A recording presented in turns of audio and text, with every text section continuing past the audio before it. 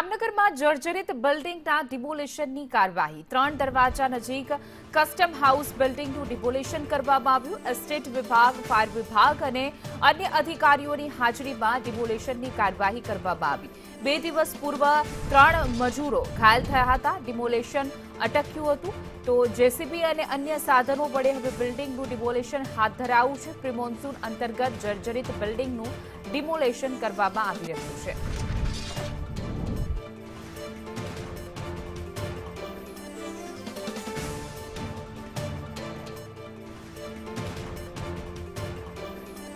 વધુ વિગતો સાથે અમારા સંવાદદાતા ઉપેન્દ્ર ગોહિલ જોડાઈ ગયા છે। ઉપેન્દ્ર, ડિમોલિશનની કાર્યવાહીને લઈને શું છે અપડેટ?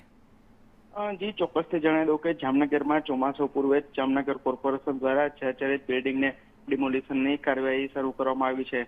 છેલ્લા 15 દિવસથી વાત કરીએ તો જામનગરમાં કોર્પોરેશન દ્વારા છેલ્લા 10 જેટલી બિલ્ડિંગને ડિમોલિશનની કાર્યવાહી શરૂ કરવામાં આવી છે। જેમાં છેલ્લા 3 દિવસથી જામનગર શહેરના નજીક 3 દરવાજા પાસે કસ્ટમ હાઉસ છે તેને ડિમોલિશનની કાર્યવાહી શરૂ કરવામાં આવી હતી, પરંતુ 3 દિવસ પહેલા જે કાર્યવાહી શરૂ કરતાની સાથે જે કાર્યવાહી કરતા ને તે બિલ્ડિંગ છે તેનો જર્જરિત ભાગ તૂટ્યો હતો ને 3 મજૂરો ઘવાયા હતા। ત્યારબાદ કોર્પોરેશન દ્વારા આ કાર્યવાહી પર રોક લગાવવામાં આવી હતી।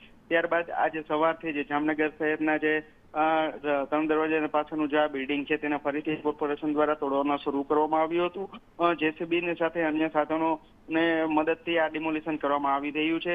જામનગરનો એસ્ટેટ વિભાગ છે, ડીએમસી છે, ટીપીઓ શાખા છે અને ફાયર શાખા દ્વારા આ બિલ્ડિંગને હાલ અત્યારે ડિમોલિશન કરવાનું શરૂ કરવામાં આવ્યું છે। આગામી દિવસોમાં પણ પ્રી મોન્સૂન અંતર્ગત જર્જરિત બિલ્ડિંગને ડિમોલિશન કરવામાં આવશે તેમ તંત્ર દ્વારા કહેવામાં આવ્યું છે। જી ઉપેન્દ્ર, સમગ્ર માહિતી બદલ આભાર।